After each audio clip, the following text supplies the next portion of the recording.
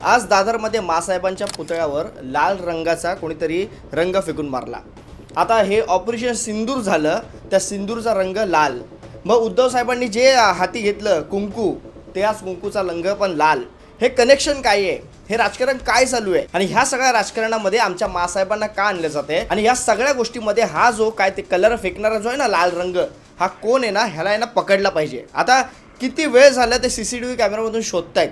मी तुम्हाला एक गोष्ट सांगू का, काय करतील माहिती आहे? एखादा भेटला ना की आधी पण जसं आपल्या छत्रपती शिवाजी महाराजांच्या पुतळे असतील, बाबासाहेबांचं संविधान असेल, याच्यावर काहीतरी विटंबना त्याची केली किंवा त्याच्यावर काहीतरी शाई वगैरे फेकली की मग सांगायचं की तो थोडा डोक्याने कमी आहे। आणि मग काय आपण विचार करतो, अरे नाही असं कोण करूच शकत नाही, तो असेल खरंच डोक्याने कमी। पण तो मग कळतं आपल्याला की बाहेर आल्याच्या नंतर अरे हा कुठल्या तरी संघटनेशी जोडलेला आहे, हा कुठल्या तरी पक्षाशी जोडलेला आहे। आणि मित्रांनो, ह्या सगळ्या गोष्टी घडून आणल्या जातात का? तर बाबा एक विषय असतो ना, तो विषय संपण्यासाठी म्हणून। आता शिवसेनेचे काही पदाधिकारी आहेत किंवा कार्यकर्ते आहेत, त्यांचा आरोप हाच आहे की बाबा रे आम्ही जे ऑपरेशन सिंदूर होतं तेव्हा प्रश्न विचारले, पहलगाममध्ये जे हल्ले झाले त्या आतंकवाद्यांना आजपर्यंत का पकडलं नाही तेव्हा प्रश्न विचारले, तर आम्हालाच देशद्रोही म्हणून साबित करण्यात आलं। आम्हाला सांगितलं अरे तुम्ही काय मूर्ख आहेत का? जेव्हा जी सगळ्या गोष्टी झाल्या तेव्हा आहे ना, नरेंद्र मोदी साहेबांचा त्या बॅनरवर फोटो होता, सैन्यांच्या कपड्यामध्ये नरेंद्र मोदी साहेबांचा फोटो, असा मस्त हेल्मेट वगैरे काय ते घालून, ते तुम्हाला दाखवलं पण असा फोटो। आणि काय बाबा रे, तर सैन्य राहिले बाजूला, भारतीयवासी राहिले बाजूला, जे शहीद झाले आमचे बांधव राहिले बाजूला। कौतुक कोणाचं? तर आमच्या पंतप्रधानाचं, आमच्या नरेंद्र मोदींचे बॅनर लागतात। गोष्ट कळत नाही, आजपर्यंत सगळे ऑपरेशन झाले पण कधी अशा गोष्टी घडल्या नाही, अशा गोष्टी आपल्याला पाहायला मिळाल्या नाहीत। दुसरी गोष्ट, भारत आणि पाकिस्तान याचं जे आहे ना, त्या सगळ्या मॅचेस झाल्या, मग हात नाही मिळवला, हे नाही केलं। मी एक व्हिडिओ दाखवतो तुम्हाला बघा। हे आपल्याला सगळं सांगत असतात की आम्ही त्यांच्या विरुद्ध आहे, आम्ही सगळे।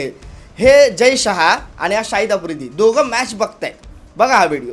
आणि दुसरी महत्त्वाची गोष्ट म्हणजे सूर्यकुमार यादव या तिकडे कॅप्टन असेल किंवा पाकिस्तानच्या कॅप्टनला हात मिळवला का माहीत नाही, तो पूर्णतः दिसत नाही व्हिडिओ, पण जो पाकिस्तानचा कोण तो आहे कुठल्या कमिटीचा, त्यांच्याच क्रिकेट कमिटीचा, त्याच्यासोबत हात मिळवला। आता ही गोष्ट कधीची आहे? जेव्हा सुरुवातीला हा आशिया कप चालू होणार होता ना, तेव्हा ती सगळी जी बैठक झाली सगळ्या कॅप्टन्स लोकांना घेऊन, आणि त्याच्यानंतर बाहेर आला, अरे तुम्हाला हात मिळवायचाच नव्हता ना, मग तेव्हाच नव्हता मिळवायचा। ह्यात मी क्रिकेटरांचा दोष नाही बोलत आहे, हे झालंय काय माहिती आहे, भारत पाकिस्तान मॅच व्हायला नाही पाहिजे, या सगळ्या गोष्टी चालू असताना वरून काहीतरी आदेश आले असतील की बाबा रे तुम्ही सगळं करताय, सगळं करा, आपले पैसे मस्त कमवतोय आपण। हे BCCIने मस्त करोडो रुपये छापले, आता पैसे कोणाकोणाच्या खिशात गेले आपल्या सगळ्यांना माहिती आहे। आणि त्याच्यानंतर काय, तर बाबा रे एक आपल्याला दुःख दाखवायचं आहे म्हणून काय वरून आदेश आले, हात नाही मिळवायचा, टॉसच्या वेळी पण नाही हात मिळवायचा, असं पण नाही आतमधून हात मिळवायचा। ह्या सगळ्या गोष्टी लोकांना मूर्ख बनवायची कामं आहेत। आणि मला असं वाटतं मित्रांनो, ह्या छोट्या छोट्या गोष्टी आहेत ना, आपण नीट लक्षात घ्याव्या। अरे पहिली गोष्ट ती मॅचच नाही व्हायला पाहिजे होती, त्यावर राजसाहेबांनी पण सांगितलं। आजचं जे राजसाहेबांचं व्यंगचित्र, बऱ्याच वर्षांनी राजसाहेबांनी केलं व्यंगचित्र, त्या व्यंगचित्रामध्ये राजसाहेबांनी स्वतः सांगितलंय सगळ्या गोष्टी जिंकलं कोण?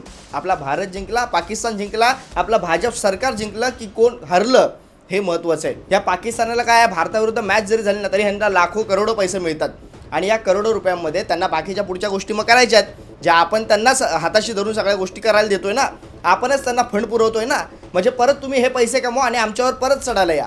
ह्या गोष्टी मित्रांनो मला असं वाटतं आपण नीट समजून घ्यावं। त्यामुळे हे पाकिस्तानबरोबर मॅच करायची नाही म्हणून असं आम्ही सांगितलं होतं सगळ्या लोकांनी। मला असं वाटतं या भारत देशातल्या प्रत्येकाचं मत असं होतं, ज्यांचे लोक मृत्युमुखी पडले ना त्यांच्या घरातले लोक पण सांगत होते, भरपूर जण। आता ते मला असं वाटतं त्याच मॅचच्या दिवशी भरपूर बाईट्स पण आल्या की 6 महिने झाले नसतील, 6 महिन्यामध्ये आमचे जखमा भरल्या नाहीत आणि ह्या लोकांनी मॅचेस सुरू केल्या। आता ही सगळी गोष्ट, आणि मासाहेबांच्या पुतळ्यावर जो कलर फेकला त्या कलरचा रंग पण लाल। मित्रांनो, ही गोष्ट काय आहे नक्की अजून समजली नाही, पण CCTV फुटेज अजून कसं मिळालं नाही, तिकडे पोलीस बंदोबस्त काय करत होते, या सगळ्या गोष्टी, प्रश्न भरपूर आहेत। आणि ह्या गोष्टी का घडतायत? कुठल्या तरी गोष्टी विसरण्यासाठी म्हणून या गोष्टी आणल्या जात आहेत, असं शिवसैनिकांचं पण मत आहे। आणि मला असं वाटतं ह्या गोष्टी आपण तेवढ्याच गांभीर्याने घेणं गरजेचं आहे। परवा तेरवाच मी एक व्हिडिओमध्ये सांगितलं की बाबा रे आमच्या नरेंद्र मोदी साहेबांच्या आई, त्यांच्यावर AI व्हिडिओ बनवल्या काँग्रेसने, मी टीका केली। ह्या बाकी बघा, राजकारण असेल ना तर राजकारण आपल्या भोवती, आपल्या कुटुंबाला त्यात आणलं नाही पाहिजे। आमच्या इथं मासाहेबांनी कधीच राजकारणात पाऊल ठेवलं नव्हतं, पण तरी आमच्या मासाहेबांनी या राजकारणामध्ये तुम्ही उडताय। आमचे शिवसैनिक असतील किंवा मनसैनिक असेल, या सगळ्यांच्या आस्था जोडलेल्या आहेत आमच्या मासाहेबांबरोबर। आणि जे आज मला असं वाटतं या महाराष्ट्रातल्या राजकारणामध्ये जे नेते घडलेत आत्तापर्यंत, हे सगळे स्वर्गीय मासाहेबांच्या हाताखालून गेलेले, स्वर्गीय बाळासाहेबांच्या हाताखालून गेलेले सगळे आमचे नेते मंडळी। काय आज होत आहे ना, सगळ्या गोष्टी ते दिसतीलच। पण मित्रांनो, ज्यांनी हे कलर फेकलाय ना त्याला यांना सोडता कामा नये। मला असं वाटतं ह्यांना ह्याला ना, ह्या ज्यांनी फेकलाय ह्यांना पोलिसांच्या हवाले नाही तर यांना शिवसैनिकांच्या आणि महाराष्ट्र सैनिकांच्या हवाले करा. का बाबा रे आपण ह्या सगळ्या गोष्टी घडतात आणि आपण पाहतोय, का आपलं रक्त सळसळत नाही? मला असं वाटतं बरेच जण तिकडे गेले दादरमध्ये शिवाजी पार्कमध्ये. भाजपचे जरी ते हे व्हिडिओ जेव्हा झाला होता नरेंद्र मोदी यांच्या आईंचा, तेव्हा पण मी सांगितलं होतं ह्यात आईंना मध्ये आणता कामा नये. इथे पण आता आईच का येत आहेत ह्या गोष्टी मला असं वाटतं निरखून पाहणं गरजेचं आहे. ह्या गोष्टी का घडत आहेत, ह्या गोष्टी घडवल्या जातात काय, याच्यात मला असं वाटतं आपण डोकावणं गरजेचं आहे. तुम्हाला काय वाटतं मित्रांनो, मला कमेंटमध्ये नक्की सांगा. तुर्तास थांबतो. जय हिंद, जय महाराष्ट्र.